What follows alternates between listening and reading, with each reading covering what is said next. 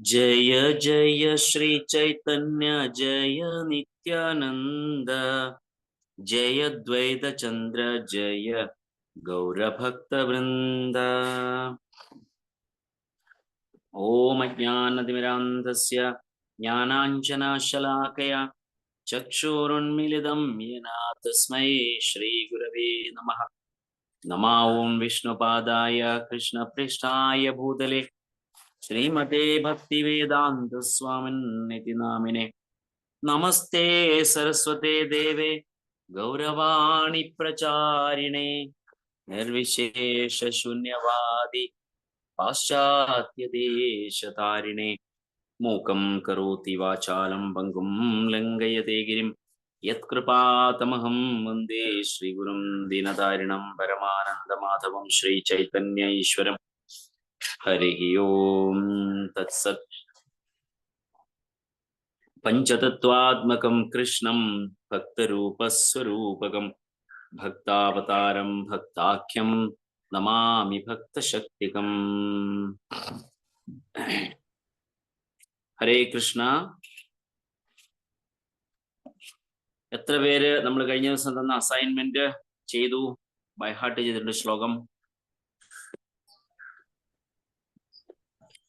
അതുകൊണ്ടായിരിക്കും വളരെ കുറച്ച് ആൾക്കാർ കാണുന്നു ഗ്രൂപ്പില്. എത്ര പേര് ബൈ ഹാർട്ട് ചെയ്തു? ഹരേ കൃഷ്ണ.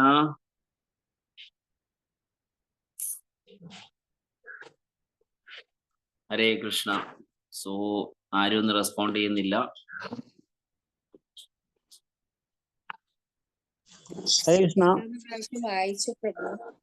എന്തോ 2-3 പ്രാവശ്യം വായിച്ചു. വായിച്ചിട്ട് പഠിച്ചില്ലേ? എനിവേ ഹരേ കൃഷ്ണ. കുഴപ്പമില്ല, ഞാൻ ആരെയും കമ്പൽ ചെയ്യുന്നില്ല. സോ നമ്മൾ പഠിക്കുന്ന വിഷയം നമ്മൾ അതുകൊണ്ട് ഇത് വളരെ പ്രാധാന്യമുള്ളത് കൊണ്ടാണ് ഞാനത് പറഞ്ഞത്. No problem. Okay, Hare Krishna. So കഥാഞ്ചന സ്മൃതേയസ്മിൻ ദുഷ്കരം സുഖരം ഭവേത് വിസ്മൃതേ വിപരീതം സ്യാത് ശ്രീ ചൈതന്യം നമാമിതം. ഹരേ കൃഷ്ണ. സോ നമ്മൾ ഇന്ന് നോക്കാൻ പോകുന്നത് ചൈതന്യ ചരിതാമൃതം ആദിലീല 2-ാമത്തെ അധ്യായത്തിന് 12-ാമത്തെ ശ്ലോകം മുതലാണ്. ഇന്നലെ കൊണ്ട് 11-ാമത്തെ ശ്ലോകം വരെ മനസ്സിലായി. അതിനെക്കുറിച്ച് നമ്മൾ പഠിച്ചതാണ്. സോ നമ്മളിപ്പോ ഇവിടെ ഈ സെക്ഷനില് ചൈതന്യ ചരിതാമൃതത്തിൽ ശ്രീ കവിരാജ് ഗോസ്വാമി നമുക്ക് പറഞ്ഞു തരുന്നത് ഭഗവാന്റെ സൂപ്രമസിയെ കുറിച്ച്, അല്ലെങ്കിൽ ഭഗവാൻ എന്ന തത്വത്തെ കുറിച്ചിട്ടാണ്. സോ ഇതിൽ നമുക്ക് കഴിഞ്ഞ ശ്ലോകത്തില് കാണാനിടയായി ഭഗവാന്റെ ബ്രഹ്മേതി പരമാത്മേതി ഭഗവാൻ ഇതി ശബ്ദതേ എന്ന് പറയുന്ന ശ്രീമദ് ഭാഗവത്തിലെ ശ്ലോകം കാണിച്ചുകൊണ്ട് ഭഗവാനെ 3 തരത്തിൽ നമുക്ക് മനസ്സിലാക്കാൻ സാധിക്കും എന്നതിനെ കുറിച്ചിട്ടുള്ള കാര്യം നമ്മൾ കഴിഞ്ഞ ദിവസം മനസ്സിലായി. അപ്പോ ഈ ശ്ലോകത്തിൽ പറയുന്നത്, 12-ാമത്തെ ശ്ലോകത്തിൽ പറയുന്നത്, താൻഹാരാംഗേര ശുദ്ധ കിരണ മണ്ഡല ഉപനിഷത് കഹേ താൻ രേ ബ്രഹ്മസു നിർമ്മല. താൻഹാര അംഗേര ശുദ്ധ കിരണ മണ്ഡല ഉപനിഷത് കഹേ താൻ രേ ബ്രഹ്മസു നിർമ്മല. അതീന്ദ്രിയമെന്ന് ഉപനിഷത്തുകൾ വിളിക്കുന്നു നിരാകാര ബ്രഹ്മം ആ പരമപുരുഷന്റെ തേജോമയമായ പ്രഭാപൂര മണ്ഡലമാണ്. ശിലപ്രഭുപാദയുടെ ഭാവാർത്ഥം. ശിലപ്രഭുപാദ് കി ജയ്. മുണ്ടക ഉപനിഷത്തിലെ 3 മന്ത്രങ്ങൾ 2-ാമത്തെ സ്കന്ധത്തിൽ 2-ാം അധ്യായത്തിൽ 9 മുതൽ 11 വരെ ഭഗവാന്റെ പ്രഭാപൂരം സംബന്ധിച്ച വിവരം നൽകുന്നു. ഹിരൺമയേ പരേ കോശേ വിരജം ബ്രഹ്മനിഷ്കലം തശ്രുഭം തശുഭ്രം ജ്യോതിഷാം ജ്യോതിസ് തത് യത് ആത്മവിദോ വിദുഹു ന തത്ര സൂര്യോ ഭാതി ന ചന്ദ്രതാരകം നേമ വിദ്യുതോ ഭാന്തി കുതോയം അഗ്നിഃ തം ഏവ ഭാന്തം അനുഭാതി സർവം തസ്യ ഭാസാ സർവം ഇദം വിഭാതി. ബ്രഹ്മൈവേദം അമൃതം പുരസ്താദ് ബ്രഹ്മ പശ്ചാത് ബ്രഹ്മ ദക്ഷിണ തശ്ചോത്തരേണ അധശ്ചോർധ്വം ച പ്രസിദ്ധം ബ്രഹ്മൈ വേദം വിശ്വം ഇദം വരിഷ്ഠം. ഭൗതിക ആവരണങ്ങൾക്കെല്ലാം മുകളിലുള്ള ആത്മീയ മണ്ഡലത്തിലെ മാലിന്യമുക്തമായ ആ ശുഭപ്രകാശത്തെ അതീന്ദ്രിയവാദികൾ എല്ലാ പ്രകാശങ്ങളുടെയും പ്രകാശമായ അനന്ത ബ്രഹ്മജ്യോതിസായി മനസ്സിലാക്കുന്നു. ആ വിധാനത്തിൽ വെളിച്ചത്തിന് സൂര്യനോ ചന്ദ്രനോ അഗ്നിയോ വൈദ്യുതിയോ ആവശ്യമില്ല. വാസ്തവത്തിൽ ഭൗതിക ലോകത്തിൽ കാണപ്പെടുന്ന എല്ലാ പ്രകാശങ്ങളും ആ പരമപ്രകാശത്തിന്റെ പ്രതിഫലനം മാത്രമാണ്. ആ ബ്രഹ്മം മുമ്പിലും പുറകിലും വടക്കും തെക്കും കിഴക്കും പടിഞ്ഞാറും മുകളിലും താഴെയുമുണ്ട്. മറ്റു വാക്കുകളിൽ ആ പരമോന്നത ബ്രഹ്മം ഭൗതിക ആധ്യാത്മിക വ്യോമങ്ങളിലുടനീളം വ്യാപിക്കുന്നു. ഹരേ കൃഷ്ണ. സോ ഈ ശ്ലോകത്തില് പറയുന്നത് ഭഗവാന്റെ ആ ബ്രഹ്മ ജ്യോതിസ് എന്ന് പറയുന്നത് ഭഗവാന്റെ ശരീരത്തിൽ നിന്നുള്ള വരുന്ന പ്രകാശമാണ്. അതാണ് അതിന്റെ ഉറവിടം. അതീന്ദ്രിയമെന്ന് ഉപനിഷത്തുകൾ വിളിക്കുന്നു. നിരാകാര ബ്രഹ്മം ആ പരമപുരുഷന്റെ തേജോമയമായ പ്രഭാപൂര മണ്ഡലമാണ്. ഇപ്പോ മുമ്പ് കണ്ട ശ്ലോകത്തില് ഭഗവാനെ ബ്രഹ്മേതി പരമാത്മേതി ഭഗവാൻ ഇതി ശബ്ദേ എന്ന് പറയുന്ന ആ ഭാഗത്തില് നമുക്ക് കാണാൻ സാധിക്കുന്നത് ഭഗവാനെ 3 തലങ്ങളിലായിട്ട് നമുക്ക് മനസ്സിലാക്കാൻ സാധിക്കുന്നു. സോ ഇപ്പൊ 10 മുതൽ 27 വരെയുള്ള ഇതിലെ ശ്ലോകങ്ങൾ കാണിക്കുന്നത് ഭഗവാന് ഈ 3 അണ്ടർസ്റ്റാൻഡിങ് എങ്ങനെ നമുക്ക് ഓരോന്നിനെ മനസ്സിലാക്കാൻ സാധിക്കുമെന്നും ഭഗവാനാണ് ഏറ്റവും സുപ്പീരിയർ എന്നുമാണ്. അതായത് ബ്രഹ്മൻ, പരമാത്മ, ഭഗവാൻ എന്ന് പറയുന്നത്. സോ എങ്ങനെയാണ് നമുക്കിത് മനസ്സിലാക്കാൻ സാധിക്കുന്നത്? ഭഗവാൻ ആണ് സുപ്രീം. അതായത് ബ്രഹ്മജ്യോതിസ് പല ആധ്യാത്മിക ഗവേഷകരും അല്ലെങ്കിൽ മനസ്സിലാക്കാനായി ഇതിനെക്കുറിച്ച് ആധ്യാത്മികതയെ കുറിച്ച് മനസ്സിലാക്കാനായി ശ്രമിക്കുന്ന പല തത്വചിന്തകന്മാരും മനസ്സിലാക്കുന്നത് ഭഗവാൻ ഒരു ബ്രഹ്മമാണ്, ആ ബ്രഹ്മജ്യോതിസാണ് എന്ന രീതിയിലുള്ള അണ്ടർസ്റ്റാൻഡിംഗ് ആണ്. ചില ആൾക്കാർ അതിനെ പരമാത്മാവായിട്ട് മനസ്സിലാക്കുന്നു, എന്നാൽ ചില ആൾക്കാർ ഭഗവാനായിട്ട് മനസ്സിലാക്കുന്നു. ഏതാണ് ഇതിൽ സുപ്രീം?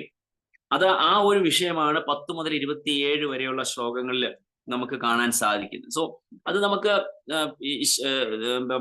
ചരിതാമൃതത്തില് ആ ശ്ലോകങ്ങളിലേക്ക് പോകുന്നതിന് മുൻപ് നമുക്കത് എങ്ങനെ ഒരു ലോജിക്കൽ അണ്ടർസ്റ്റാൻഡിങ്ങിൽ കൂടി നമുക്കത് മനസ്സിലാക്കാൻ സാധിക്കുമെന്ന് ശ്രമിക്കാം.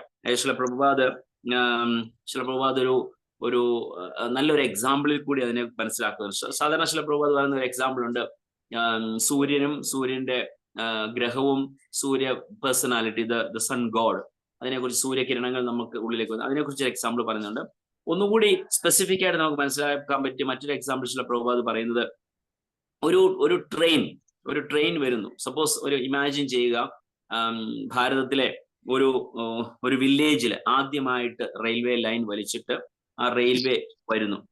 ആ റെയിൽവേ ട്രെയിൻ വരുന്ന ദിവസം വില്ലേജുകളിലെ എല്ലാ ആൾക്കാരും ഫസ്റ്റ് ട്രയൽ റണ്ണിനുള്ള ട്രെയിനാണ്. അപ്പൊ ആ വില്ലേജിലുള്ള ആൾക്കാർ ആരും ട്രെയിൻ കണ്ടിട്ടില്ല എന്ന് ഇമാജിൻ ചെയ്യുക. ഈ ട്രെയിനിനെ കാണാത്ത ആ വില്ലേജസ് ഒരു 100 പേര് റെയിൽവേ സ്റ്റേഷനിൽ വന്നു നിന്നു. സോ ഫസ്റ്റ് ട്രയൽ റൺ ആണ്. ട്രെയിൻ കുറച്ച് ഡിലേ ആയിരുന്നു. അങ്ങനെ ഡിലേ ആയി. രാവിലെ 10 മണിക്ക് വരുമെന്ന് പറഞ്ഞ ട്രെയിന് വൈകിട്ട് എത്തിയപ്പോൾ 6 മണിയായി, 7 മണിയോളമായി എന്ന് വിചാരിക്കുക. അപ്പൊ അതുവരെ നിന്നപ്പോൾ അക്ഷമരായിട്ട് ധാരാളം ആൾക്കാർ അവിടെ വെയിറ്റ് ചെയ്ത് നിൽക്കുകയായിരുന്നു. അങ്ങനെ വെയിറ്റ് ചെയ്തപ്പോ ദൂരെ നിന്ന് ട്രെയിൻ വരുന്നത് കണ്ടു. അപ്പൊ ട്രെയിൻ ദൂരെ നിന്ന് വരുമ്പോൾ അതൊരു പ്രകാശമാണ്. അതിന്റെ ഹെഡ്ലൈറ്റ് ആണ് അവർക്ക് ആദ്യം കാണാൻ സാധിച്ചത്. ആ 100 പേര് വന്നതില് 50 പേര് വിചാരിക്കുകയാണ് ഇതാണ് ട്രെയിൻ എന്ന് മനസ്സിലാക്കി അവര് അവിടെ നിന്ന് സ്ഥലത്ത് നിന്ന് തിരിച്ചവരുടെ സ്വവസതികളിലേക്ക് തിരിച്ചുപോയി. അപ്പോൾ 50 പേരുടെ അണ്ടർസ്റ്റാൻഡിങ് എന്ന് പറയുന്നത് ട്രെയിൻ എന്ന് പറയുന്നത് ആ ഒരു ഹെഡ്ലൈറ്റ് ആണ്, ആ പ്രകാശമാണ്. അല്ലെങ്കിൽ അതിനെ ആ എഞ്ചിന്റെ ഫ്രണ്ട് ഭാഗം അവർക്ക് കാണാൻ സാധിച്ചു. They were satisfied with that vision and then they left. വീണ്ടും ഒരു 50 പേര് കൂടെ നിൽപ്പുണ്ട്. ആ 50 പേര് നിൽക്കുമ്പോൾ ട്രെയിൻ കുറച്ചുകൂടി അടുത്ത് വന്നു. കുറച്ചുകൂടി അടുത്ത് വന്നപ്പോൾ അത് ഹോൺ അടിച്ചു, ഹോൺ അടിച്ചു. അതിന്റെ ആ എഞ്ചിൻ ഭാഗം കുറെ ഭാഗങ്ങൾ കണ്ടപ്പോൾ 25 പേർക്കും ക്ഷമ കെട്ടു. അവർ പറഞ്ഞു ഞങ്ങളും പോവുകയാണ്, we are satisfied with what we saw. അവരും 25 പേര് അവരും സ്വവസതിയിലേക്ക് തിരിച്ചുപോയി. എന്നാൽ വീണ്ടും ഒരു 25 പേര് അവിടെ നിന്നത്. ആ ട്രെയിൻ കംപ്ലീറ്റ് സ്റ്റേഷനിൽ വന്ന് നിന്നപ്പോ അവര് അകത്ത് കയറി കമ്പാർട്ട്മെന്റ് വൈസ് ഓരോ കമ്പാർട്ട്മെന്റ് ആയിട്ട് ട്രെയിനിൽ സെക്ഷനായിട്ട് കിടപ്പുണ്ടെന്ന് മനസ്സിലായി. അവരകത്ത് കയറിയപ്പോൾ ഇരിക്കാനുള്ള സ്ഥലമുണ്ട്, കിടക്കണമെങ്കിൽ കിടക്കാനുള്ള സൗകര്യമുണ്ട്, 3 ബെർത്ത് ഉണ്ട് അതില്, പിന്നെ ടോയ്ലറ്റ് ഫെസിലിറ്റി ഉണ്ട്, പാൻട്രി കാറുണ്ട്, അവര് ആവശ്യത്തിന് ഭക്ഷണങ്ങൾ വിതരണം ചെയ്യുന്നുണ്ട്, ആവശ്യമെങ്കിൽ മേടിച്ച് കഴിക്കാം. സോ ഇത് കംപ്ലീറ്റ് മൂന്നാമത്തെ ഗ്രൂപ്പുകാർ മനസ്സിലായി. അപ്പോ 3 പേരും തെറ്റല്ല. ആദ്യത്തെ പോയ 50 പേര് ട്രെയിൻ കണ്ടില്ലേ എന്ന് ചോദിച്ചാൽ കണ്ടു, എന്നാൽ കണ്ടോ എന്ന് ചോദിച്ചാൽ ഇല്ല. So they understood, they up to their knowledge അല്ലെങ്കിൽ അണ്ടർസ്റ്റാൻഡിങ് പ്രകാരം അവർ പിന്നീട് ആരെങ്കിലും അവരോട് ചോദിക്കുകയാണെങ്കിൽ യെസ്, ട്രെയിൻ എന്ന് പറയുന്നത് ഒരു പ്രകാശമാണ്, അതിന്റെ മുൻഭാഗത്ത് ഒരു എഞ്ചിൻ ഉണ്ട്, അത്രമേ അവരുടെ അണ്ടർസ്റ്റാൻഡിങ് ഉള്ളൂ, കാരണം അവർ അതേ കണ്ടിട്ടുള്ളൂ. എന്നാൽ രണ്ടാമത്തെ ഗ്രൂപ്പുകാരോട് ചോദിച്ചാൽ ഒരു ഹോൺ ഉണ്ട്, ആ ലൈറ്റും ഉണ്ട്, ആ ഹോണും ഉണ്ട്, എഞ്ചിനും ഉണ്ട്. So this is what they understood. മൂന്നാമത്തെ ആളോട് ചോദിച്ചു കഴിഞ്ഞാൽ they will say there is a light, there is a horn, there is an engine, there are compartments behind. Compartment ആയിട്ട് പിൻവശത്ത് അതിന്റെ പിൻവശത്ത് അറ്റാച്ച് ധാരാളം കമ്പാർട്ട്മെന്റ് ഉണ്ട്. ആ ഓരോ കമ്പാർട്ട്മെന്റിലും ഇന്ന ഫെസിലിറ്റികൾ ഉണ്ട്. ടോയ്ലറ്റിൽ പോകണമെങ്കിൽ ടോയ്ലറ്റിൽ പോകാം, കഴിക്കണമെങ്കിൽ കഴിക്കാം, ഉറങ്ങണമെങ്കിൽ ഉറങ്ങാം, ചിരിക്കാം, കളിക്കാം. സോ ഇത്രയും ഫെസിലിറ്റീസ് ഉണ്ട്. അപ്പോ 3 പേരും തെറ്റല്ല, because but they are limited to their knowledge, they are correct. അവരൊക്കെ കിട്ടിയ അറിവ് അനുസരിച്ച് ദേ ആർ കറക്റ്റ്. എന്നാൽ ആദ്യത്തെ ആൾക്ക് ആ ബ്രഹ്മജ്യോതിസ് ലെവൽ എന്ന് പറയുന്ന ആ ട്രെയിനിന്റെ ആ ലൈറ്റും ആ എഞ്ചിന്റെ ഭാഗവും മാത്രമുള്ള അണ്ടർസ്റ്റാൻഡിങ്ങേ ഉള്ളൂ. എന്നാൽ രണ്ടാമത്തെ ആൾക്ക് രണ്ടിന്റെയും അണ്ടർസ്റ്റാൻഡിങ് ഉണ്ട്. They know there is a light, there is an engine, there is a horn. മൂന്നാമതുള്ള ആൾക്ക് they know about the light and the engine and the horn and the rest of the facilities in the train.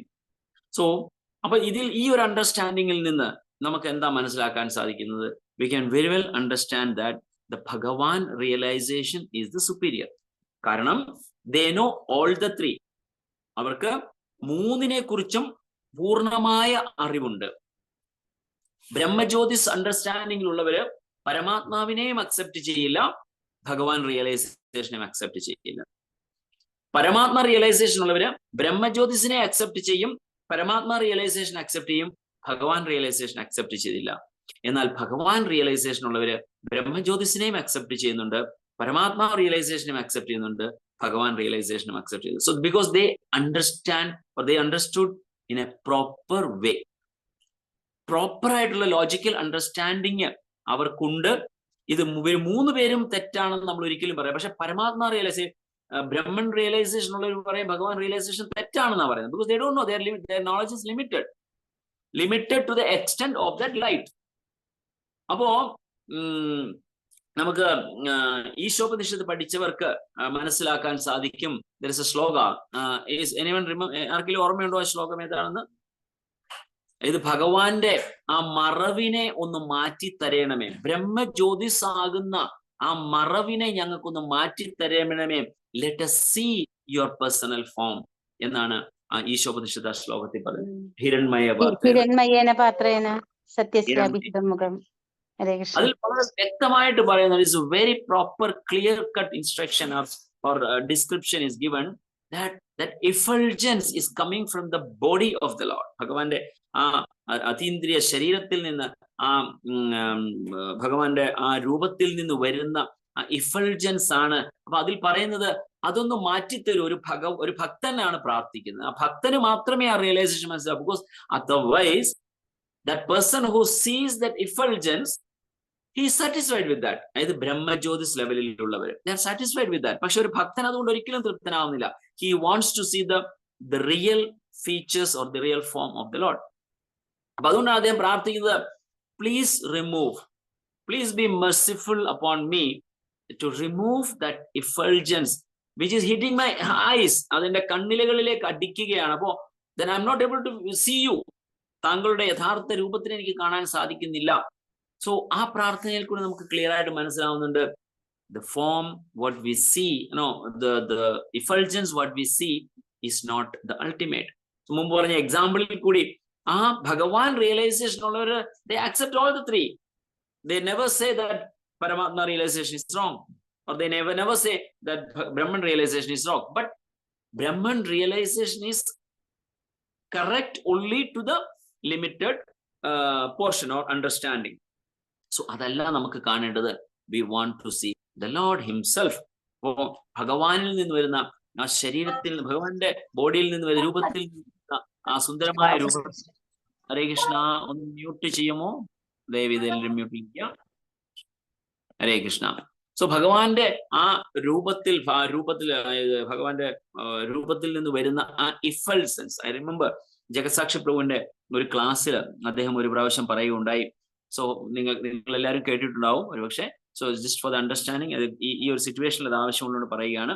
ജഗത്സാക്ഷി പ്രഭു ക്ലാസ്സിൽ പറയുകയുണ്ടായി, ഭഗവാന്റെ ശരീരത്തിൽ നിന്ന് വരുന്ന ആ പ്രകാശമാണ് ബ്രഹ്മജ്യോതിസ് എന്ന് മനസ്സിലാക്കുന്ന ഈസിയസ്റ്റ് വേ. Very clear, simple understanding. എങ്ങനെയാണ് കടലിന് നീല കളർ? എന്തുകൊണ്ടാണ് ആകാശത്തിന് നീല കളർ? ബിക്കോസ് ആധ്യാത്മിക ലോകത്തിൽ നിന്ന് വരുന്ന ഭഗവാന്റെ ശരീരം നീല കളറാണ്. ആ നീല കളറുള്ള ഭഗവാന്റെ ശരീരത്തിൽ നിന്ന് വരുന്ന ഇഫൾജൻസ് ഓൾസോ ബ്ലൂ ഇൻ കളർ. ആ ഇഫൾജൻസിന്റെ റിഫ്ലക്ഷൻ ആണ് സ്കൈ അല്ലെങ്കിൽ ആകാശത്തിന് നീല നിറമായിട്ട് നമുക്ക് കാണാൻ സാധിക്കുന്നത്. ആ നീല നിറമുള്ള ആകാശത്തിന്റെ റിഫ്ലക്ഷൻ ആണ് താഴെ കടല് നമുക്ക് നീലയായിട്ട് കാണാൻ സാധിക്കുന്നത്. നീലയ്ക്ക് മറ്റൊരർത്ഥം കൊണ്ടുണ്ട്, അത് അനന്തമാണ്. So it's like is far, whatever far you feel it to be is to be blue in color. അപ്പോ അങ്ങനെ ആ ഭഗവാന്റെ ഇഫൾജൻസിന്റെ റിഫ്ലക്ഷൻ കൊണ്ടാണ് sky is blue. Similarly the reflection of the sky in the water it seems to be blue in color. So ഇത് വളരെ simple ആയിട്ട് നമുക്ക് മനസ്സിലാക്കാം. കാരണം ഭഗവാന്റെ ശരീരം ബ്ലൂ കളർ ആയതുകൊണ്ട് ശരീരത്തിൽ നിന്ന് വരുന്ന ഇഫൾജൻസിനും ബ്ലൂയിഷ് കളറാണ്. സോ ഇതാണ് നമുക്കൊരു പ്രോപ്പർ ആയിട്ട് മനസ്സിലാക്കാം. ഈ ഒരു അണ്ടർസ്റ്റാൻഡിങ് ആണ് അടുത്ത ഇപ്പൊ നമ്മൾ 10, 10, 11 ശ്ലോകങ്ങൾ നമ്മൾ കണ്ടു കഴിഞ്ഞു. സോ 10 മുതൽ 27 വരെയുള്ള ശ്ലോകങ്ങളില് ഈ 3 അണ്ടർസ്റ്റാൻഡിങ്ങിനെ പ്രോപ്പറായി മനസ്സിലാക്കിക്കൊണ്ട് we come to a conclusion that Bhagavan is the superior or Bhagavan is the supreme. I mean, even in the understanding of the Lord himself, ഭഗവാനെ കുറിച്ച് മനസ്സിലാക്കുന്നതിൽ തന്നെ ഭഗവാൻ റിയലൈസേഷൻ ആണ് ഏറ്റവും സുപ്പീരിയർ എന്ന് നമ്മൾ മനസ്സിലാക്കാനായിട്ട്. സോ ഭ, ഗ ആൻഡ് വ, ഭഗവാൻ എന്ന് പറയുന്നതിന്റെ ആ 3 വാക്കുകളുടെ 3 ലെറ്റർ അക്ഷരങ്ങളുടെ തന്നെ അർത്ഥം ശാസ്ത്രം ഡിസ്ക്രൈബ് ചെയ്യുന്നുണ്ട്. ഭ എന്ന് പറഞ്ഞാൽ ഇസ് എ പ്രൊട്ടക്ടർ അല്ലെങ്കിൽ സസ്റ്റൈനർ. നമുക്കറിയാം ഭഗവാൻ മഹാവിഷ്ണുവാണ്, is a lord of the sustainer അല്ലെങ്കിൽ മെയിൻ്റനൻസ് എന്ന് പറയുന്നത്. സോ ഗ എന്ന് പറഞ്ഞാൽ ഇസ് എ ക്രിയേറ്റർ. വ എന്ന് പറഞ്ഞാൽ പരന്ന് കിടക്കുന്നത്. ഭഗവാന്റെ ആ പ്രവർത്തന മണ്ഡലത്തിലെല്ലാം ഇത് ക്രിയേഷൻ മുതൽ അനിഹിലേഷൻ വരെ പരന്ന് കിടക്കുന്ന ആ ഒരു ഇഫൾജൻസ് അല്ലെങ്കിൽ ആ ഒരു അതിനെയാണ് വാ ഡ്വെല്ലിങ്. അങ്ങനെ എന്താ പറയാ, പരന്ന് കിടക്കുക. ഇറ്റ്സ് ലൈക്ക് പരന്ന് കിടക്കുന്ന ഒരു സാമ്രാജ്യമായിട്ട് കിടക്കുന്നതാണ് അതിനെക്കുറിച്ച് അങ്ങനെ പറയുന്നത്. സോ പരമാത്മ എന്ന് പറയുന്ന പിന്നെ ഭഗവാൻ പരമാത്മാവായിട്ട് എല്ലാ ജീവജാലങ്ങളുടെയും ഉള്ളിലിരിക്കുന്നു. എന്തിനു വേണ്ടിയാ ഭഗവാൻ അങ്ങനെ വരുന്നത്? He supervising. അതായത് സ്വയം അദ്ദേഹം ആ ഒരു ജോലി ഏറ്റെടുത്തിരിക്കുകയാണ്. എന്ത്? നമ്മൾ ഓരോരുത്തരും ചെയ്യുന്ന കർമ്മങ്ങളെ മനസ്സിലാക്കാൻ ഇൻ ദ സെൻസ് അവിടെ നിന്നിട്ട് സൂപ്പർവൈസ് ചെയ്യുകയാണ് ഭഗവാൻ. So we have seen the example many times and in Bhagavad Gita also there is a shloka says ഒരു മരത്തില് 2 കിളികൾ ഇരുന്ന് 2 തത്തകൾ ഇരുന്നിട്ട് ഇരിക്കുന്നു. ഒരു തത്ത അതിലെ ഫ്രൂട്ട്സ് കഴിക്കുന്നു, മറ്റൊരു തത്ത അല്ലെങ്കിൽ പക്ഷി അതിനെ സൂപ്പർവൈസ് ചെയ്യുന്നു. സോ ആ സൂപ്പർവൈസിങ് എന്ന് പറയുന്ന ഡ്യൂട്ടി ഭഗവാൻ സ്വയം ഏറ്റെടുത്തതാണ്. സ്വയം ഏറ്റെടുത്തിട്ട് he observes what we are doing. നമ്മൾ എന്തെല്ലാമാണ് ചെയ്യാൻ പ്ലാൻ ചെയ്യുന്നത് അല്ലെങ്കിൽ എങ്ങനെയാണ് നമ്മളത് എൻജോയ് ചെയ്യാനായിട്ട് ശ്രമിക്കുന്നത് ഭൗതിക ലോകം എന്നതിനെ കുറിച്ച് ഭഗവാൻ സൂപ്പർവൈസ് ചെയ്യുകയാണ് നമ്മളെ. ബ്രഹ്മൻ എന്ന് പറയുന്നത് മുമ്പ് പറഞ്ഞതുപോലെ ക്രിയേഷൻ മുതൽ അനഹിലേഷൻ വരെ സ്പ്രെഡ് ചെയ്ത് കിടക്കുന്ന ആ ഒരു അണ്ടർസ്റ്റാൻഡിങ് ആണ് ഇത്. ഇപ്പൊ നമ്മൾ കാണാൻ പോകുന്ന ശ്ലോകത്തിൽ പറയുന്നത് is purely talking about the Brahman realisation, impersonal ബ്രഹ്മനെ കുറിച്ചിട്ടാണ് 12 മുതൽ 17 വരെയുള്ള ശ്ലോകങ്ങളിൽ നമുക്ക് കാണാൻ സാധിക്കും.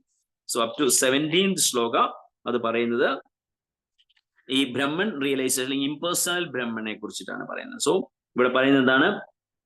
അതീന്ദ്രിയമെന്ന ഉപനിഷത്തുകൾ വിളിക്കുന്നു നിരാകാര ബ്രഹ്മം ആ പരമപുരുഷന്റെ തേജോമയമായ പ്രഭാപൂര മണ്ഡലമാണ്. സോ അതാണ് ആ ഒരു അത് മുഴുവൻ പരന്നു കിടക്കുന്ന ആ ഒരു ബ്രഹ്മജ്യോതിസാണ് ഭഗവാന്റെ. സോ അതാണ് ഉപനിഷത്തിൽ പറയുന്നതിന്റെ എക്സാമ്പിൾ ചില പ്രഭുപാദ് ഇവിടെ കോട്ട് ചെയ്തുകൊണ്ട് അതിനെ ആ ബ്രഹ്മം മുമ്പൊരിക്കലും പുറകിലും വടക്കും തെക്കും കിഴക്കും പടിഞ്ഞാറും മുകളിലും താഴെയുമുണ്ട്.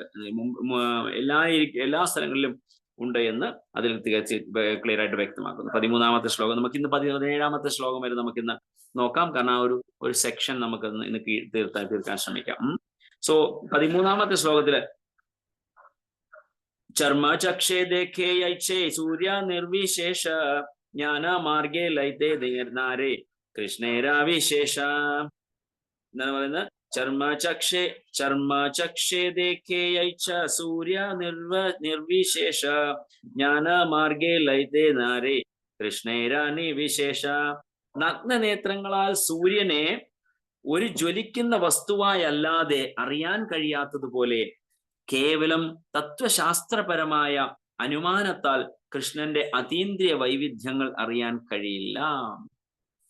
സോ വളരെ പ്രധാനപ്പെട്ട ഒരു ശ്ലോകമാണിത്. ഇത് പറയുന്നത് എന്താണ് പറയുന്നത്? നഗ്നനേത്രങ്ങളാൽ സൂര്യനെ ഒരു ജ്വലിക്കുന്ന വസ്തുവായല്ലാതെ അറിയാൻ കഴിയാത്തതുപോലെ. സോ നമ്മൾ നോക്കിക്കഴിഞ്ഞാൽ നമുക്ക് കാണാൻ likes A gold, it's A globe, അല്ലെങ്കിൽ ഒരു ഊരുണ്ടിരിക്കുന്ന ഒരു ഗ്രഹം, അതിൽ നിന്ന് കത്തിച്ചൊലിച്ചുകൊണ്ട് പ്രകാശം ചൊരിയുന്ന ഒരു വസ്തുവാണ് സൂര്യൻ എന്ന് നമുക്ക് നഗ്നനേത്രങ്ങൾ കൊണ്ട് മനസ്സിലാക്കാൻ സാധിക്കും. പക്ഷെ അതിൽ നിന്ന് കൂടുതൽ അണ്ടർസ്റ്റാൻഡിങ് നമുക്ക് ഉണ്ടാകുമ്പോൾ we will come to know it's a planet, there's a sun god, there are a lot of living entities living there. So അങ്ങനെയുള്ള അണ്ടർസ്റ്റാൻഡിങ് നമുക്ക് ലേറ്റർ സ്റ്റേജിൽ വരുന്നത്. പക്ഷെ അതേ ആ ഒരു അണ്ടർസ്റ്റാൻഡിങ് പോലും കേവല തത്വശാസ്ത്രപരമായ അനുമാനത്താൽ കൃഷ്ണന്റെ അതീന്ദ്രിയ വൈവിധ്യങ്ങൾ അറിയാൻ കഴിയില്ല.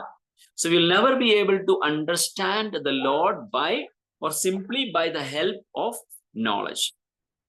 So ഭഗവാനെ പിന്നെ എങ്ങനെ മനസ്സിലാക്കാൻ സാധിക്കുമെന്ന് ആർക്കെങ്കിലും പറയാമോ? എങ്ങനെ ഭഗവാനെ മനസ്സിലാക്കാൻ സാധിക്കുമെന്നാണ് ശാസ്ത്രം പറയുന്നത്? ആർക്ക് പറയാം?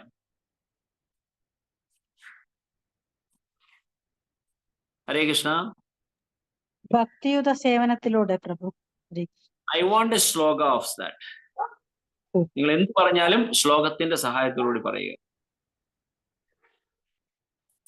ശ്ലോക ഏതാ? Hare Krishna. So anyone can say the shloka. Hare Krishna പ്രഭുജി. ഇതല്ലേ അത് ശ്രീകൃഷ്ണ നാമാദീന ഭഗവദ്ഗ്രാഹ്യം. ആരാണ് പറയുന്നത്? വിഷ്ണുപ്രിയ മാതാജി. Very good, thank you so much. ശ്രീകൃഷ്ണ നാമാദി ന ഗ്രാഹ്യേത് ന ഭാവേത് ഗ്രാഹ്യം ഭവേത് ഗ്രാഹ്യമിന്ദ്രിയേഹി സേവനമുപേക്ഷി ജിഹ്വാദോ സ്വയമേവ. So only by the service executed through your tongue. എന്താണ് അത് ചെയ്യുന്നത്? ഭഗവത് നാമജപം. മാതാജി പറഞ്ഞത് കറക്റ്റ് ആണ്. ഭക്തിയുത സേവനമാണ്. പക്ഷെ ഭക്തിയുത സേവനത്തിന്റെ പ്രധാനമായ അംഗം എന്ന് പറയുന്നത് സേവോന്മുഖേതി ജിഹ്വാദോ. So it is by the service through the tongue. രണ്ടുമാകാം. By taking the prasadam and by chanting the holy name. So chanting the holy name ആണ് ഇവിടെ പ്രധാനമായിട്ടും പറയുന്നത്. സോ ഇവിടെയും അത് തന്നെ പറയുന്നത് കേവലം തത്വശാസ്ത്രപരമായ അനുമാനത്താൽ. ഈ ഒരു വാക്ക് ഇവിടെ ഉപയോഗിക്കുന്നുണ്ട്, തത്വശാസ്ത്രപരമായ അനുമാനത്താൽ എന്നാണ് പറയുന്നത്. സോ ബൈ എന്താണ്, നമുക്ക് 3 തരത്തിൽ നമുക്ക് ജ്ഞാനം നേടാൻ സാധിക്കും. ഏതൊക്കെയാണ് 3 തരത്തിൽ ജ്ഞാനം നേടാൻ സാധിക്കുന്നത്? ബ്രഹ്മേതി പരമാത്മേതി ഭഗവാനേതി. അണ്ടർസ്റ്റാൻഡിങ് ഓഫ് ദ ലോർഡ്, ഭഗവാനെ മനസ്സിലാക്കാൻ. ഇവിടെ പറയുന്നു തത്വശാസ്ത്രപരമായ അനുമാനത്താൽ കൃഷ്ണന്റെ അതീന്ദ്രിയ വൈവിധ്യങ്ങൾ അറിയാൻ സാധിക്കില്ല. So there are 3 ways we can learn or we can gain the knowledge. ഏതൊക്കെയാണ്? ശ്രുതി, അതാണ് പ്രഭു. അനുമാനം, പ്രത്യക്ഷം, അനുമാനം. പ്രത്യക്ഷ പ്രമാണം. അതാണ് ശ്രുതി ഉദ്ദേശിച്ചല്ലേ? ശ്രുതി ആദ്യം പറഞ്ഞുകൊണ്ട് എനിക്ക് മിസ്അണ്ടർസ്റ്റാൻഡ് ആയത്. Very good, correct. പ്രത്യക്ഷ പ്രമാണം, അനുമാന പ്രമാണം, ശബ്ദ പ്രമാണം. യെസ്. സോ ഇവിടെ പറയുന്നത് ആ അനുമാന പ്രമാണം ഒരിക്കലും സാധിക്കില്ല. സോ നമ്മൾക്ക് ചിന്തിച്ചിട്ട് നമ്മൾ അനുമാനിച്ചിട്ട് അങ്ങനെ ആയിരിക്കാം, അങ്ങനെ പറയുള്ളൂ. അതാണ് ഈവൻ ദ മെറ്റീരിയലിസ്റ്റിക് സ്കോളേഴ്സ് പോലും അതിനൊരു പദം ഉപയോഗിക്കുന്നുണ്ട്. തീസീസ് സബ്മിറ്റ് ചെയ്യുമ്പോൾ അവരുടെ വാദം പൂർണ്ണമാകാനായിട്ട് അല്ലെങ്കിൽ പൂർത്തീകരിക്കുമ്പോൾ അവര് ഇങ്ങനെ അനുമാനിക്കുന്നു, ഇങ്ങനെ ആകാം, അല്ല ഇങ്ങനെ ആണ് എന്നൊരിക്കലും ആരും പറയില്ല. ഈവൻ ഡാർവിൻ പോലും when he wrote about the evolution theory, so it could be like this എന്നാണ് എഴുതുന്നത്. അത് അങ്ങനെ ആകാം അല്ലെങ്കിൽ ആക്കാൻ സാധ്യതയുണ്ട്. ഹരേ കൃഷ്ണ. സോ അങ്ങനെ ആകാൻ സാധ്യതയുണ്ട് എന്ന് മാത്രമേ അവർക്ക് പറയാൻ സാധിക്കൂ. Because they are trying to എന്താ പറയാ, ഇതിനെ എങ്ങനെ വിശദീകരിക്കാം, അവർ നമ്മളെ മനസ്സിലാക്കാൻ ശ്രമിക്കുന്നു, അല്ലെങ്കിൽ ഇങ്ങനെ ആകാൻ സാധ്യതയുണ്ട് എന്ന് മാത്രമേ. സോ അനുമാനം എന്ന് പറയുന്നത് ഒരിക്കലും ഒരു പ്രോപ്പർ വേ ഓഫ് ലേണിംഗ് അല്ല, കാരണം അതിനെ യഥാർത്ഥമായിട്ട് നമുക്ക് മനസ്സിലാക്കാൻ സാധിക്കത്തില്ല. സോ അടുത്തതായിട്ട് കവിരാജ് ഗോസ്വാമി ബ്രഹ്മസംഹിതയിലെ ഒരു ശ്ലോകം കോട്ട് ചെയ്തുകൊണ്ട് ഭഗവാന്റെ അതിനെ കുറിച്ച് വീണ്ടും വിശദീകരിക്കുകയാണ്. യസ്യ പ്രഭാപ്രഭവതോ ജഗദണ്ഡ കോടീശ്വശേഷ വസുധാനി വിഭൂതി ഭിന്നം തദ്ബ്രഹ്മ നിഷ്കലമനന്ത വിശേഷഭൂതം ഗോവിന്ദമാദിപുരുഷം തമഹം ഭജാമി. ആരുടെ സ്വകീയമായ ഉജ്ജ്വല പ്രഭാപൂരത്താൽ അനന്തമായ ബ്രഹ്മജ്യോതി ആവിഷ്കൃതമാകുന്നുവോ ആദിപുരുഷനായ ആ ഗോവിന്ദനെ ഞാൻ ഭജിക്കുന്നു. ആ ബ്രഹ്മജ്യോതിസിൽ അസംഖ്യം പ്രപഞ്ചങ്ങളുണ്ട്. അവയിൽ ഓരോന്നും വിവിധ ഐശ്വര്യങ്ങളോട് കൂടിയ അസംഖ്യം ഗ്രഹങ്ങൾ ഉൾക്കൊണ്ടതുമാകുന്നു. ഇവിടെ പറയുന്നത് എന്താണ്? ഭഗവാന്റെ ആ ബ്രഹ്മജ്യോതിസിൽ വരുന്നത് എന്തെല്ലാമാണ് എന്ന് ഇവിടെ ബ്രഹ്മദേവൻ ഇവിടെ പറയുകയാണ്. ശ്രീല പ്രഭുപാദിന്റെ ഭാവാർത്ഥം, ശ്രീ പ്രഭുപാദ് കി ജയ്. ഈ ശ്ലോകം ബ്രഹ്മസംഹിത 5:40 നിന്നാണ്. എണ്ണമറ്റ പ്രപഞ്ചങ്ങളിൽ ഓരോന്നും വ്യത്യസ്ത പ്രകൃതികളും അന്തരീക്ഷങ്ങളുമുള്ള അസംഖ്യം ഗ്രഹങ്ങൾ നിറഞ്ഞതാണ്. ഇവയെല്ലാം ജ്ഞാനപൂർണവും അനന്തവുമായ അദ്വിതീയ ബ്രഹ്മത്തിൽ നിന്നും ഉദ്ഭവിക്കുന്നതാണ്. അനന്തമായ ആ ബ്രഹ്മജ്യോതിസിന്റെ ഉദ്ഭവം പരമപുരുഷനായ ഗോവിന്ദന്റെ ദിവ്യ വപുസ്സാണ്. ആദിപുരുഷൻ എന്ന നിലയിൽ ഈ ശ്ലോകം ആ ഗോവിന്ദന് സാദര പ്രണാമങ്ങൾ അർപ്പിക്കുന്നു. സോ ബ്രഹ്മദേവന് പറയുന്ന പ്രാർത്ഥനയില് അദ്ദേഹം പറയുകയാണ്, യസ്യ പ്രഭാ പ്രഭവതോ ജഗദണ്ഡ കോടിക്കണക്കിന് അസംഖ്യം ബ്രഹ്മാണ്ടങ്ങൾ ഉള്ള ജഗദണ്ഡ കോടി. അണ്ടം എന്ന് പറഞ്ഞാൽ ഓരോ ബ്രഹ്മാണ്ടങ്ങളെയാണ്. അപ്പൊ കോടിക്കണക്കിന് ക്രോർസ് ഓഫ് ആ ഓരോ ഇതിലും യസ്യ പ്രഭാ പ്രഭവതോ, ഭഗവാന് അവിടെ ഭഗവാന്റെ തേജസ്സിന്റെ പ്രഭാവം കൊടുത്തിരിക്കുകയാണ് എന്നാ പറയുന്നത്.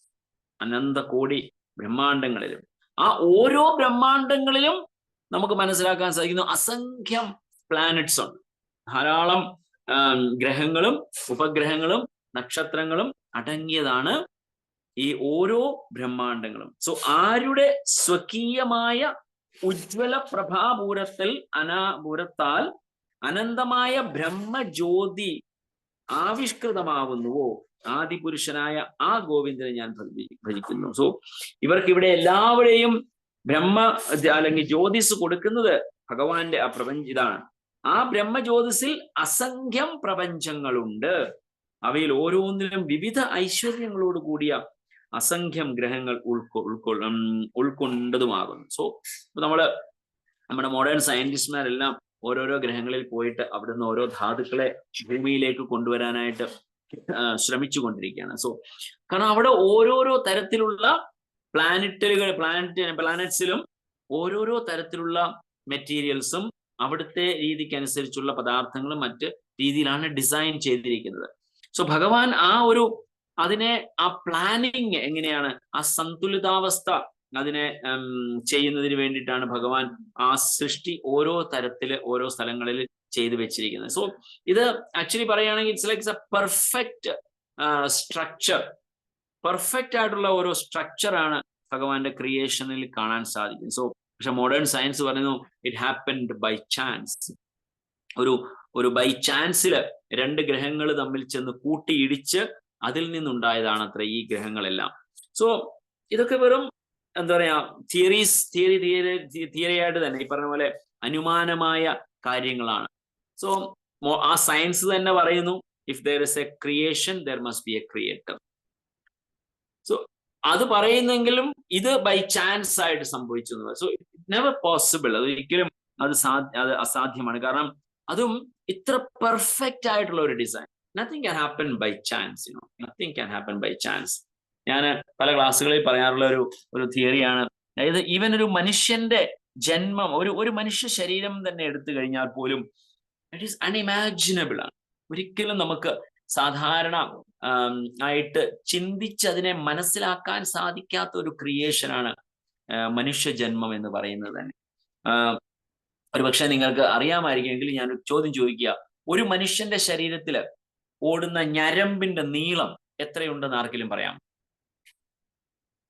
ഒരു മനുഷ്യന്റെ ശരീരത്തിലെ ഞരമ്പിന്റെ നീളം.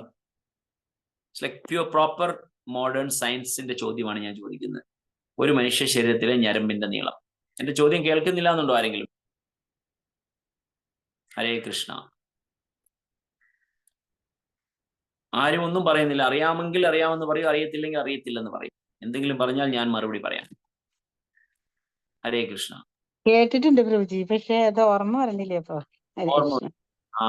ഓക്കെ. ഓർമ്മയുള്ള ആരെങ്കിലും ഉണ്ടോ?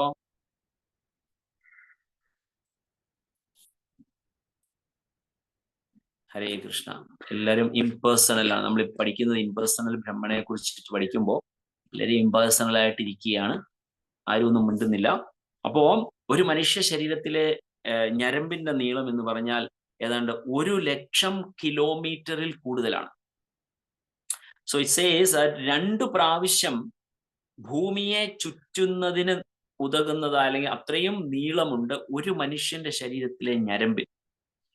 അതായത് ഒരു പ്രാവശ്യം ഭൂമിയെ ചുറ്റണമെങ്കിൽ കംസ് അറൌണ്ട് 48,000 കിലോമീറ്റർ. അപ്പൊ 2 പ്രാവശ്യം ചുറ്റുക എന്ന് പറഞ്ഞാൽ 96,000, കുറച്ചുകൂടി ആക്ച്വലി കൂടുതലാണ്. സോ അപ്രോക്സിമേഷൻ ആണ് പറയുന്നത്. പക്ഷെ 1,20,000 കിലോമീറ്റർ ആണ് ഒരു മനുഷ്യ ശരീരത്തിലെ ഞരമ്പിന്റെ നീളം എന്ന് പറയുന്നത്. അപ്പോൾ ഇത് ഇത്രയും പെർഫെക്റ്റ് ആയിട്ടുള്ള അതിന് ആവശ്യമുണ്ട്. നമ്മുടെ ശരീരത്തിൽ അത്രയും നാഡീ വ്യവസ്ഥയും ഈ വെയിൻ ഇതിന്റെ ഒരു ഞരമ്പ് പോകുന്ന കാര്യങ്ങളും ബ്ലഡ് പോകുന്നു, അതിന് അങ്ങോട്ട് പോകുന്നു ഇങ്ങോട്ട്. ഇത്ര പെർഫെക്റ്റ് ആയിട്ട് ചെയ്തിരിക്കുന്ന ഈ ഒരു സിസ്റ്റം ബൈ ചാൻസ് ആയിട്ട് ഉണ്ടായി, അല്ലെങ്കിൽ ഒരു പർപ്പസ് ഇല്ലാതെ ഉണ്ടാക്കി എന്ന് നമുക്ക് ഒരിക്കലും വിശ്വസിക്കാൻ സാധിക്കത്തില്ല. So this A perfect creation. അപ്പൊ ഇതൊന്നും ഒരു അസംഷൻ അല്ല, അല്ലെങ്കിൽ എന്താ പറയാ ഇത് ഒരാൾ ഉണ്ടാക്കിയതാണ് എന്നുള്ളൊരു assumption. It's A logical sense വഴി നോക്കിയാൽ പോലും നമുക്ക് മനസ്സിലാക്കാൻ സാധിക്കും. there is a creator and the shastra, നമ്മുടെ ശാസ്ത്രങ്ങൾ പറയുന്നു yes, that is Krishna, none other than Lord Krishna. So ഭഗവാന്റെ ആ ബ്രഹ്മ അതിനെ കുറിച്ച് പറയുന്ന അസംഖ്യം പ്രപഞ്ചങ്ങളുണ്ട്. അവയിൽ ഓരോന്നും വിവിധ ഐശ്വര്യങ്ങളോട് കൂടിയ അസംഖ്യം ഗ്രഹങ്ങളും ഉൾക്കൊള്ളുന്നു. സോ അതിനെല്ലാം പ്രോപ്പർ ഷേപ്പ്. എവിടെയെങ്കിലും ഒരു വസ്തു തമ്മിൽ കൂട്ടിയിടിച്ചിട്ട് നല്ല ഷേപ്പിൽ എവിടെയെങ്കിലും ഉണ്ടായിട്ട് കണ്ടിട്ടുണ്ടോ ആരെങ്കിലും? എവിടെയെങ്കിലും ഏതെങ്കിലും ഒരു വസ്തുക്കൾ, 2 വസ്തുക്കൾ തമ്മിൽ കൂട്ടിയിടിച്ചിട്ട് ഛന്നം ഭിന്നമായി പോയി എന്ന് തന്നെ അസ്യൂം ചെയ്യും. ഏതെങ്കിലും അത് പ്രോപ്പർ ഒരു ഷേപ്പില്, ഗോളാകൃതിയില്. ഓക്കെ, ഇപ്പം പറയാം, നമുക്കറിയാവുന്ന, നമ്മൾ പഠിച്ചിട്ടുള്ളതിൽ വെച്ചിട്ട് പറയുന്ന ഈ 9 പ്ലാനറ്ററി സിസ്റ്റം, നമ്മളുടെ ബ്രഹ്മാണ്ടത്തിനെ കുറിച്ച് മാത്രം പറയുകയാണെന്ന് വിചാരിക്കും. ഈ 9 പ്ലാനറ്ററി സിസ്റ്റം 9 ഗ്രഹങ്ങൾ. ആ 9 ഗ്രഹങ്ങളിൽ വന്ന് കൂട്ടിയിടിച്ചിട്ട് ഏതെങ്കിലും ഒരു ഗ്രഹം ഗോളാകൃതിയിൽ വന്ന് ബാക്കിയെല്ലാം zigzag ഷേപ്പിലാണ് എങ്കിൽ we can assume that okay, what their logic, their policy, their principle or their philosophy is somewhat correct. പക്ഷെ ഈ 9 ഗ്രഹവും നല്ല പ്രോപ്പർ ഷേപ്പ് എന്ന് വെച്ചാൽ എക്സാക്ട്ലി വരച്ചു പോലെ എന്നല്ല, അതിൻ്റെതായ ആവശ്യത്തിലുള്ള ആകൃതിയിലാണ് എല്ലാ ഗ്രഹങ്ങളും വന്ന് അതിൻ്റെതായ പ്രോപ്പർ പൊസിഷനിൽ ഇരുന്നു കൊണ്ട് അത് സ്വയം ചുറ്റുകയും അത് സൂര്യനെ ചുറ്റുകയും അങ്ങനെ പല ആക്ടിവിറ്റീസ് അതിൽ തന്നെ നടക്കുകയും ചെയ്യുന്നത്. സോ എന്നിട്ട് അപ്പൊ അതുപോലെ തന്നെ മുമ്പ് ചോദിച്ചതുപോലെ ഭൂമി എത്ര കിലോമീറ്റർ സ്പീഡിലാണ് സഞ്ചരിക്കുന്നത്? ആർക്കെങ്കിലും അറിയാമോ? എത്ര കിലോമീറ്റർ സ്പീഡിലാണ് ഭൂമി സഞ്ചരിക്കുന്നത്?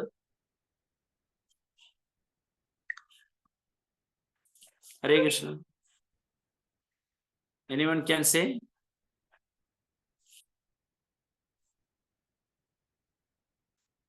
ഹരേ കൃഷ്ണ. ആരും ഒന്നും മിണ്ടുന്നില്ലല്ലോ. ഹരേ കൃഷ്ണ പ്രഭു, അറിയാമെങ്കിലല്ല പറയാൻ പറ്റുമോ? അറിയത്തില്ല. ഏതാ വിളിച്ച് പറയോ, ഓപ്പൺ ചെയ്ത് പറയോ പ്രഭു, അറിയില്ല എന്നൊക്കെ പറഞ്ഞോളൂ. No problem. No problem. Hare Krishna.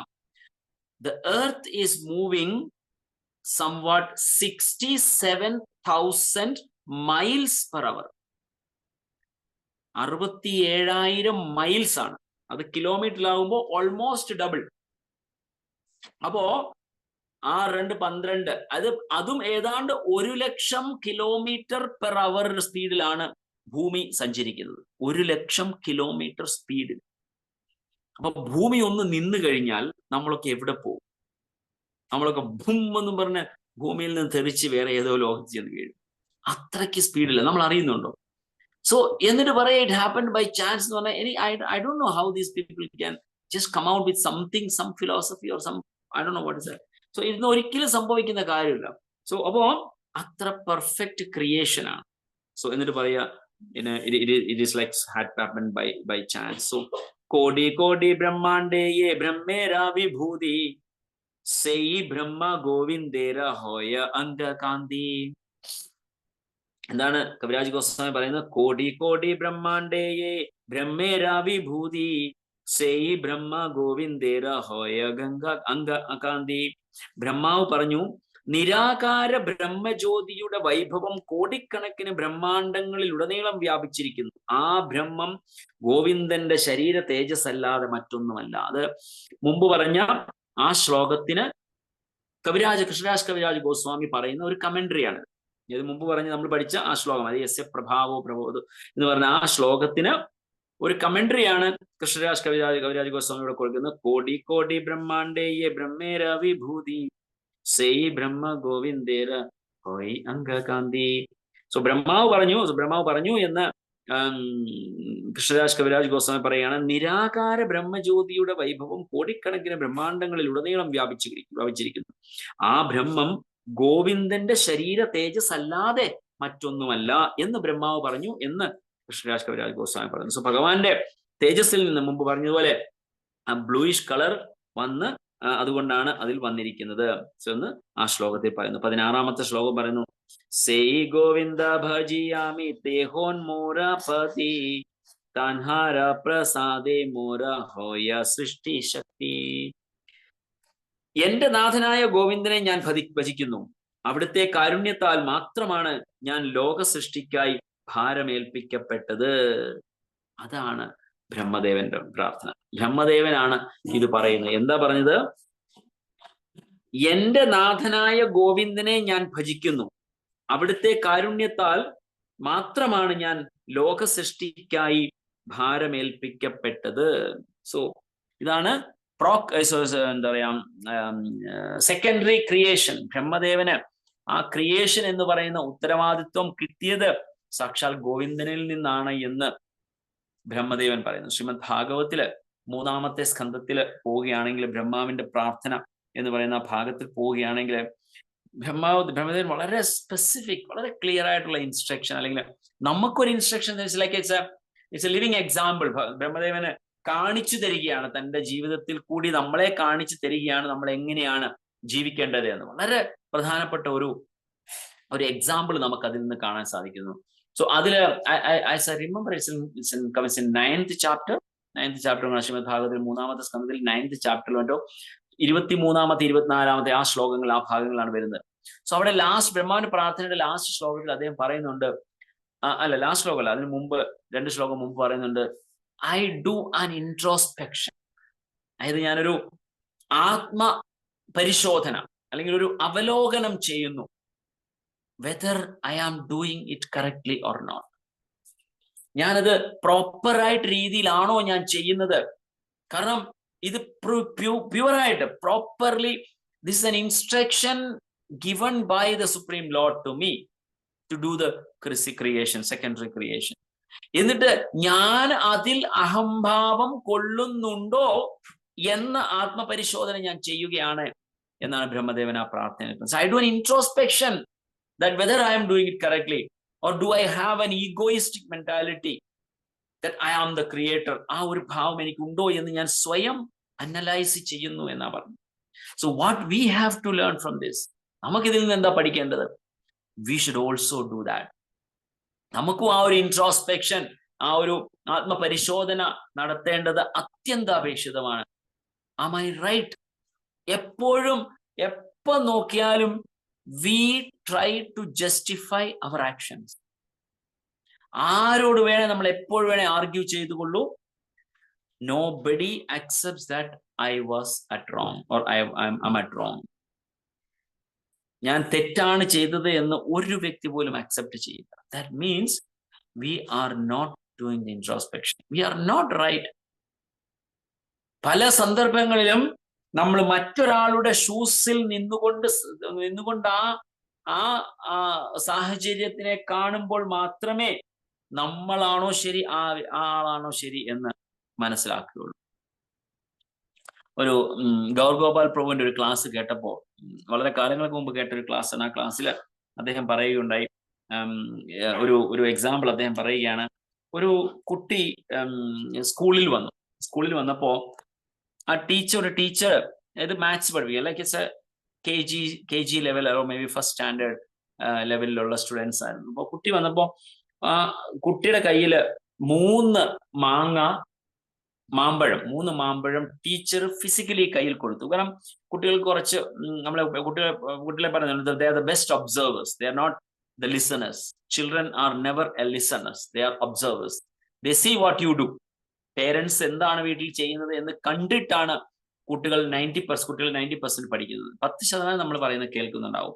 അപ്പോ they are the best observers. അതുകൊണ്ട് ആ ടീച്ചർ വിചാരിച്ചു ഞാനത് കാണിച്ചു കൊടുക്കാം, സോ ആ കുട്ടികളെ ശരിക്കും പഠിക്കും എന്ന് പറഞ്ഞിട്ട് ആ കുട്ടിയെ അടുത്ത് വിളിച്ചിട്ട് കുട്ടിയുടെ കയ്യിൽ 3 മാങ്ങ കൊടുത്തു. 3 മാങ്ങ കൊടുത്തിട്ട് പറഞ്ഞു, 1 മാങ്ങ നീ ഇപ്പുറത്തിരിക്കുന്ന സ്റ്റുഡന്റിന് കുട്ടിക്ക് കൊടുക്കാൻ പറഞ്ഞു. അപ്പൊ ആ കുട്ടി കൊടുത്തു. അപ്പൊ ചോദിച്ചു, ഇപ്പോൾ നിന്റെ കയ്യിൽ എത്ര മാങ്ങയുണ്ട്? ആ കുട്ടി പറഞ്ഞു 3. അപ്പൊ പറഞ്ഞു, നിന്റെ കയ്യിൽ ഞാൻ 3 മാങ്ങ തന്നു, ആ 3 മാങ്ങയിൽ നിന്ന് 1 മാങ്ങ നീ അവര് കൊടുത്തു, അപ്പൊ നിന്റെ ഈ ബാക്കി എത്ര ഉണ്ട്? 3 മാങ്ങ. So the question was repeatedly asked by this teacher or the sir. പല പ്രാവശ്യം പല ആവർത്തി അത് ചോദിച്ചു, വീണ്ടും കാണിച്ചു കൊടുത്തു. എത്ര എക്സ്പ്ലെയിൻ ചെയ്തിട്ടും the child is saying answer is 3. 3 മാങ്ങ കൊടുത്തു, ഒരെണ്ണം മാറ്റി, still I have 3. Still I have 3.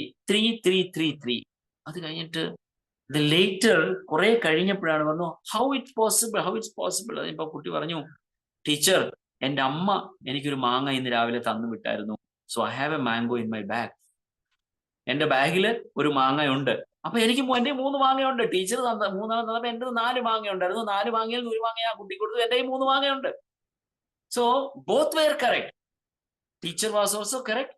The student is also correct because he had 3 mangoes in his hand, 1 in the bag and 2 in his hand. So, appo ഞാൻ പറയുന്നത് everybody is correct in their perspective.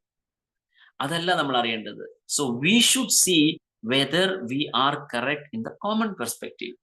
So ഒരു common ആറ്റിറ്റ്യൂഡിൽ നോക്കുമ്പോൾ, common നേച്ചറിൽ നോക്കുമ്പോൾ നമ്മൾ correct ആണോ എന്ന് നമ്മൾ analyse ചെയ്യണം. അനലൈസ് ചെയ്യണമെങ്കിലാണ്, അവിടെയാണ് നമുക്ക് പലപ്പോഴും എന്താ പറയുക, മെഡിറ്റേഷൻസ് ഹെൽപ്പ് ചെയ്യുന്നത്. Meditations help in the sense, meditation നമുക്ക് ഇരുന്ന് ധ്യാനിക്കണമെന്നല്ല ഞാൻ പറയുന്നത്. So what I say is, ചില സമയങ്ങളിൽ ഒറ്റയ്ക്ക് എവിടെയെങ്കിലും പോയിരുന്നിട്ട് ജസ്റ്റ് ചിന്തിക്കുക, നമ്മൾ എന്തെല്ലാമാണ് ചെയ്യുന്നത്, എന്തെല്ലാം കാര്യങ്ങൾ ചെയ്യുന്നു, where I am going wrong. നിങ്ങൾ മറ്റൊരാളോട് പറയണ്ട. We should never try to say somebody else that I was wrong or I am wrong or I did wrong. Nothing. നമ്മളോട് തന്നെ പറയുക, ഞാൻ ശരിയല്ല ചെയ്തത്, അല്ലെങ്കിൽ ഞാൻ ഇങ്ങനെ ചെയ്ത് കഴിഞ്ഞാൽ ശരിയാവില്ല, I will not reach anywhere, your chanting is not correct, not my chanting is not correct, I should do it properly. My wife always says, keep the mobile while chanting, keep the mobile, do attentive chanting.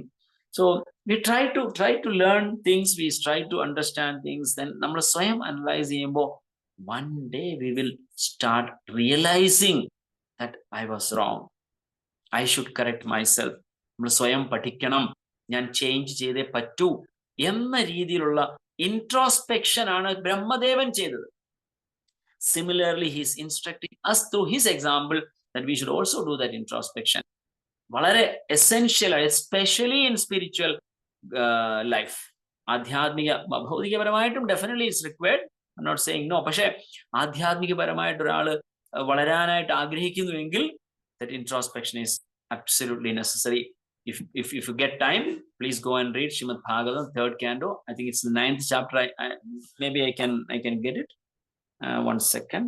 It comes in the 23 to 23rd shlokas വരുന്നത് correct ആണ്. Brahma's prayer in 3rd canto. അതായത് 10th canto വീണ്ടും വരുന്നുണ്ട് ബ്രഹ്മാവിന്റെ prayer. So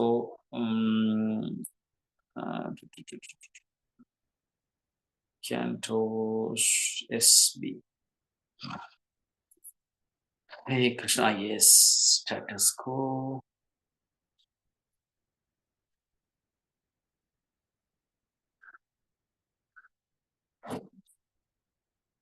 Yes, absolutely right. So it comes in the 9th chapter of 3rd canto. Shloka is coming.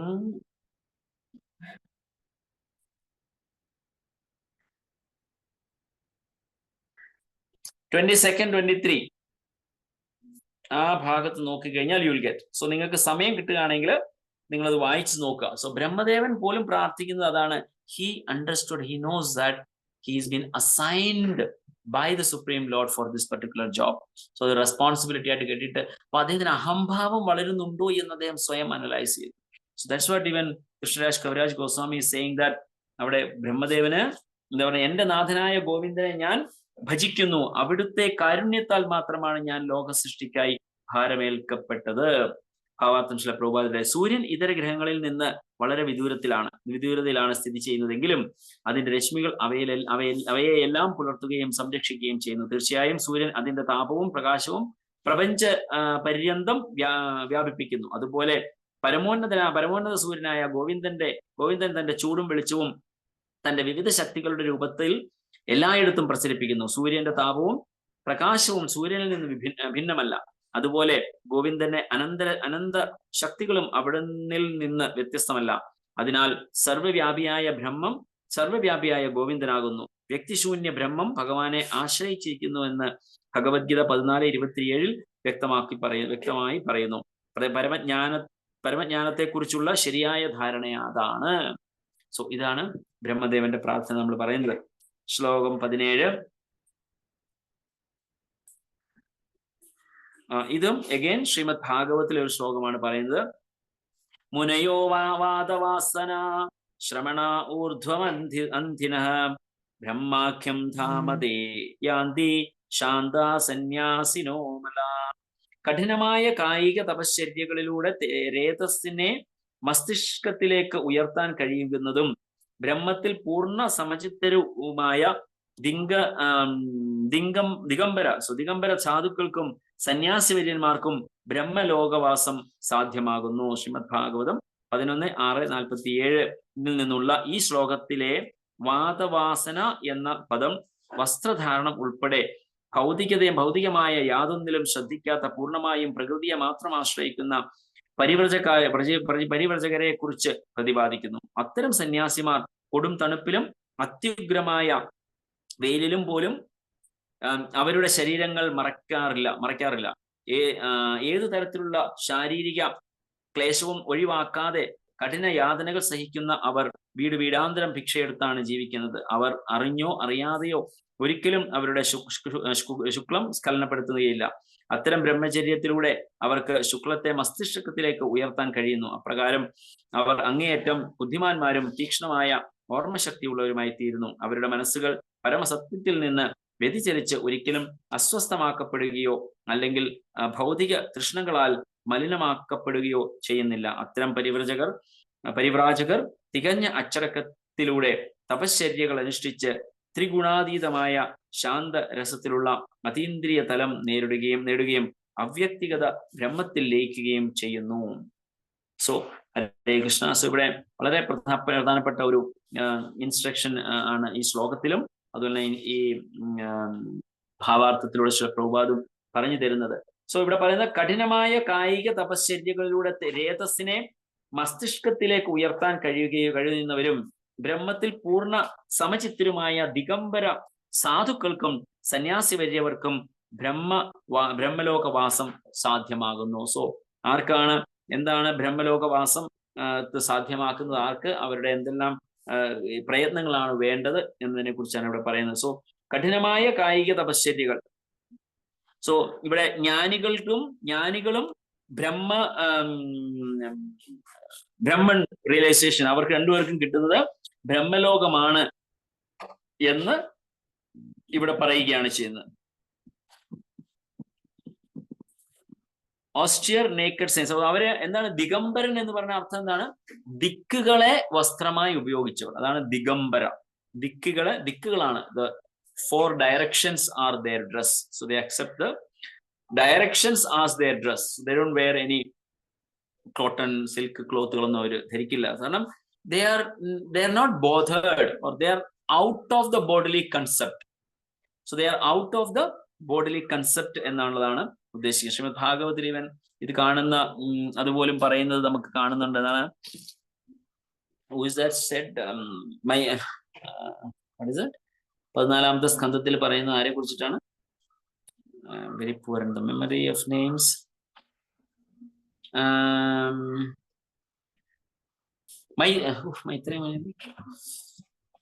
what is that? What is whom that instruction is coming? 11ാമത്തെ സ്കന്ധത്തിൽ ആരോടാ പറയുന്നത്?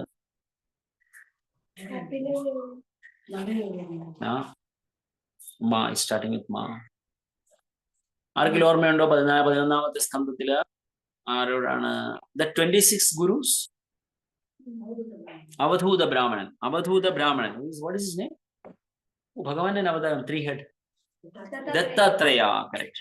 അതാണ് ദത്താത്രേയനെ കുറിച്ച്. ദത്താത്രേയന്റെ കാര്യം പറയുമ്പോ he was also like അവധൂത ബ്രാഹ്മണ. he was like അതിനെ കുറിച്ച് പറയുന്നുണ്ട്. സോ എനിവേ, സോ അതിൽ നിന്ന് നമുക്ക് മനസ്സിലാക്കാൻ സാധിക്കുന്ന അവരുടെ ഓസ്റ്ററിറ്റിയാണ്. അത്രയും ഓസ്റ്റിയർ ആയിട്ട് അവര് ജീവിക്കുന്നു. അപ്പൊ അവരിവൻ അതിൽ പറയുന്ന even they don't even release their sperm from the body even at once. അവരത് തലയിലേക്ക് കൊണ്ടുവന്നിട്ട് they have that intelligence. അത്രയും. അതാണ് ഇവൻ ഭീഷ്മദേവനെ പോലും ഭീഷ്മനാക്കിയത് ആ ഒരു ശബ്ദമാണ്, നമുക്ക് എല്ലാവർക്കും അറിയാം.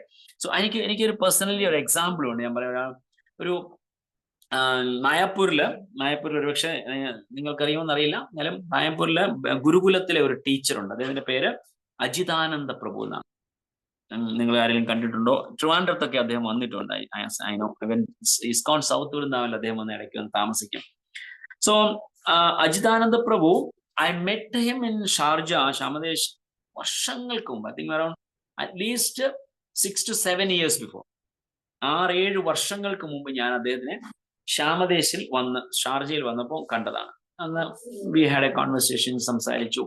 കുറച്ചു നേരം ഞങ്ങൾ തമ്മിൽ ഇരുന്ന് സംസാരിക്കാൻ കാര്യങ്ങളൊക്കെ ചെയ്യും. അപ്പോൾ അതിനുശേഷം ഐ ടുക്ക് ഹിസ് നമ്പർ. എനിക്ക് അദ്ദേഹത്തിന്റെ നമ്പരും ഉണ്ടായിരുന്നു.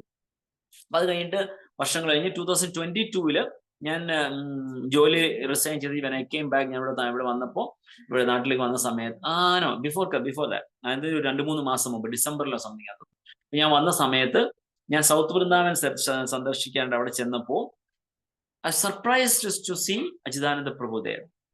എന്നെ കണ്ട ഉടനെ അദ്ദേഹം ഓടി വന്നിട്ട്, ഓ അതിചന്ദ്ര പ്രഭു, ഹൗ ആർ യു എന്ന് പറഞ്ഞാൽ ഞാൻ ശരിക്കും പറഞ്ഞാൽ ഞെട്ടിത്തെരിച്ചു പോയി. അതായത് മിനിമം 6 to 7 years, 6-7 വർഷങ്ങൾക്ക് മുൻപിൽ ഞങ്ങള് അതിനുശേഷം ഞങ്ങൾ തമ്മിൽ ഒരു കമ്മ്യൂണിക്കേഷനും ചെയ്തിട്ടില്ല. ഇവൻ മായാപ്പൂരിൽ പോയിട്ട് പോലും കണ്ടില്ല. കാരണം ഈ സ്റ്റേസ് ഇൻ ഗുരുകുല. വളരെ വളരെ സോഫ്റ്റ് സ്പോക്കൺ, അത് വളരെ മൈൽഡ് ആയിട്ട്, വളരെ പ്ലസന്റ് നേച്ചർ. നിങ്ങൾ ആർക്കെങ്കിലും ചാൻസ് കിട്ടുകയാണെങ്കിൽ, സൗത്ത് വൃന്ദാവൻ പക്ഷേ നിങ്ങൾക്ക് കണ്ടിട്ടുണ്ടോ? അത് ഇടയ്ക്കിടയ്ക്ക് വരുന്നത്. അതിനുശേഷം ഒരു പ്രാവശ്യം സൗത്ത് വൃന്ദാവൻ വന്നു. സോ അദ്ദേഹം അത്ര ഷാർപ്പ് മെമ്മറി. ഞാൻ ഞെട്ടിത്തരിച്ചു നിന്നുപോയി എന്ന് പറയാം. കാരണം 6-7 വർഷങ്ങൾക്ക് ശേഷം ഞങ്ങൾ ഇടയ്ക്ക് ഒരു കോണ്ടാക്ട് ചെയ്യുകയാണെങ്കിൽ I will never remember.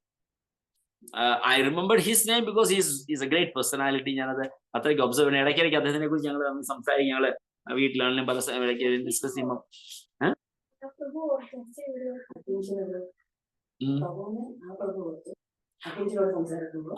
Correct അത് തന്നെ. അതായത് ആ സമയത്ത്, അതിന് 2-3 ദിവസം മുമ്പ് ഞാൻ ദുബായിലുള്ള മറ്റൊരു പ്രഭുവുമായിട്ട് സംസാരിച്ചു ഈ പ്രഭുവിനെ കുറിച്ചിട്ട്.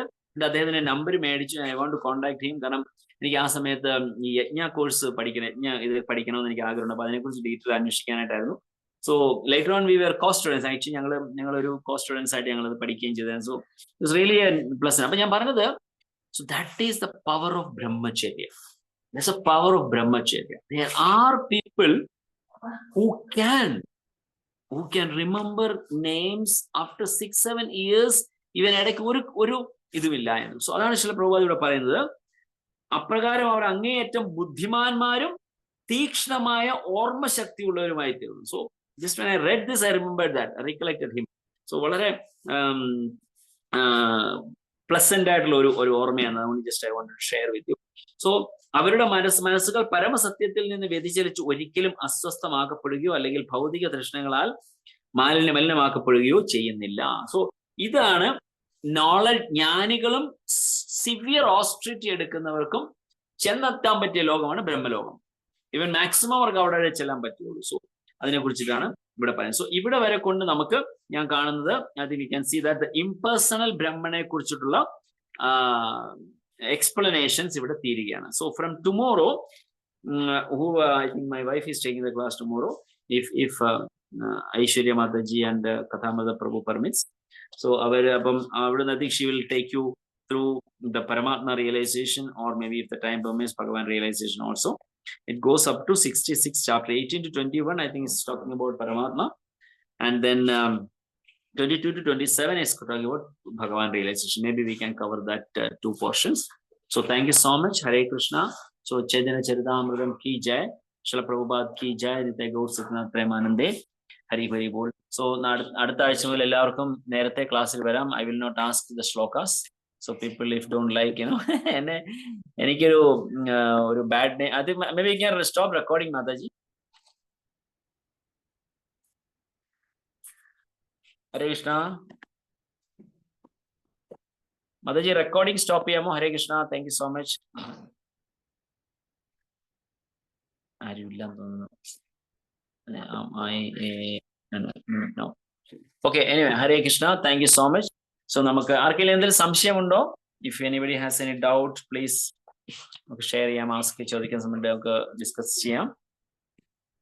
അതുകൊണ്ട് അടുത്ത ആഴ്ച മുതൽ നമ്മൾ ചോദ്യങ്ങൾ ചോദിക്കുന്നില്ല, ശ്ലോകങ്ങൾ ബൈഹാർട്ട് ചെയ്യാൻ പറയുന്നില്ല. സോ ഇഫ് പറയാം എല്ലാവരുടെയും അഭിപ്രായം അതാണ് എങ്കിൽ I will not ask. Hare Krishna. So ആർക്കെങ്കിലും എന്തെങ്കിലും ചോദ്യം ചോദിക്കാനുണ്ടെങ്കിൽ we can ask, otherwise we can end the session.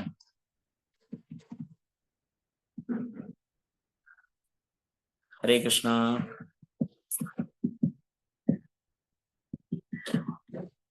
Clear ആവുന്നുണ്ടോ? എല്ലാവർക്കും പറയുന്ന ക്ലാസ്സിലെ കാര്യങ്ങളെല്ലാം ക്ലിയർ ആവുന്നുണ്ടോ? ഹരേ കൃഷ്ണ. ക്ലിയർ ആവേ. Clear Ave.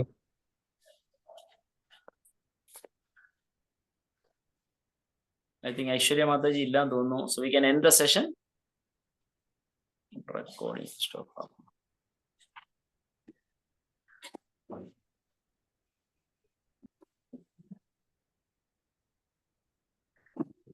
Hare Krishna. Thank you so much. Vancha kalpatarubhyascha kripa sindhubhyeva cha patitanam pavanebhyo vaishnavebhyo namo namaha. Hare Krishna. Thank you so much.